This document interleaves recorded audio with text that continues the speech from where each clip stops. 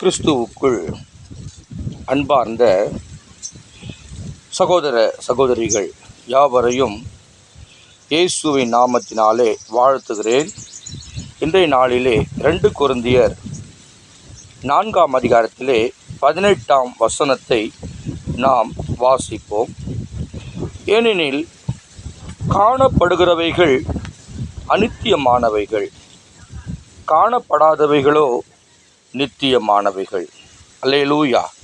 எனக்கு அருமையான தேவனுடைய ஜனங்களே, காணப்படுகிறவைகள் அநித்தியமானவைகள், காணப்படாதவைகளோ நித்தியமானவைகள் என்று வேத வசனம் அழகாய் நமக்கு குறிப்பிடுகிறது. நாம் பார்க்கிறதான இந்த உலகம், மரம், செடி, கொடிகள், மலைகள் எல்லாமே அநித்தியமானவைகள்.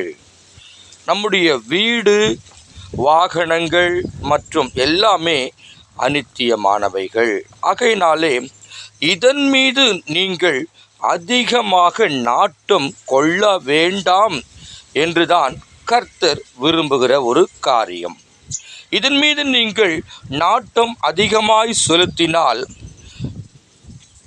ஆண்டவருடைய பங்கு நமக்கு கிடைக்காது. பிரியமானவர்களே, நன்றாய் இதை நீங்கள் புரிந்து கொள்ள வேண்டும்.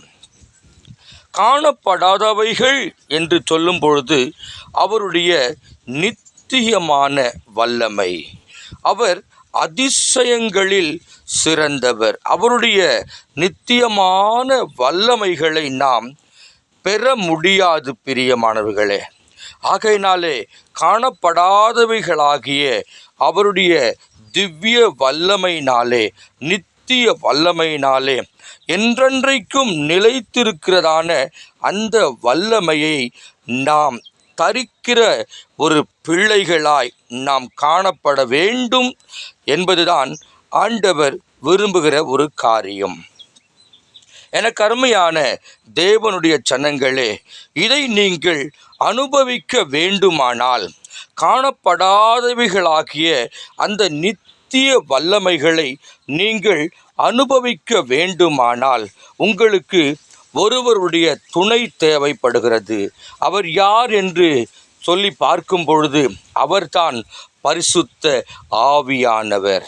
அவரை நாம் வேண்டிக் கொள்ளும்பொழுது, பரிசுத்த ஆவியானவரே, நீங்கள் எனக்குள் வருவீர் என்று சொன்னால் நாங்கள் காணப்படாத நித்திய வல்லமைகளை எங்களால் பெற்றுக்கொள்ள முடியும் என்ற ஒரு நம்பிக்கையோடு, விசுவாசத்தோடு, நல் இருதயம் பொருந்தினவர்களாய் ஆண்டவரிடத்தில் நீங்கள் கேட்பீர்கள் என்று சொன்னால் நிச்சயமாகவே கர்த்தர் நமக்கு அவைகளை கொடுத்து நம்மை கர்த்தர் ஆசீர்வதிக்கிற ஒரு தேவனாயிருக்கிறார்.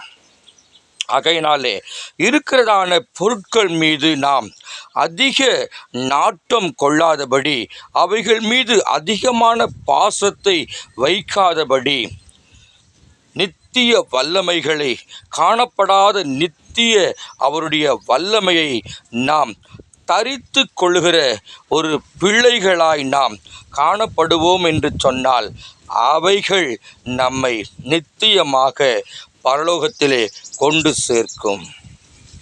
இதை கேட்கிற அன்பு தாயே, சகோதரியே, வாலிப தம்பியே, வாலிப சகோதரியே, வயதான தாய் உள்ளங்களே, சிறு பிள்ளைகளே, கனம் பொருந்திய போதக பிதாக்களே, நீங்கள் உங்களுடைய காணப்படுகிற இந்த பொருட்கள் மீது நீங்கள் அதிக நாட்டம் செலுத்த வேண்டாம் என்பதே என்னுடைய தாழ்மையான ஒரு கருத்தாயிருக்கிறது. ஏனென்று சொன்னால் இவைகள் நாம் பார்க்கிறவைகள் நிச்சயமாகவே ஒரு நாளிலே அழிக்கப்பட்டுவிடும்.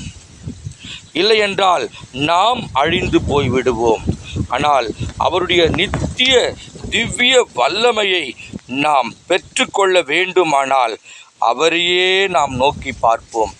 ஆவியானவர் நமக்கு உதவி செய்யட்டும். நாம் ஜெபிக்கலாமா? கண்களை மூடி நாம் ஜெபிப்போம்.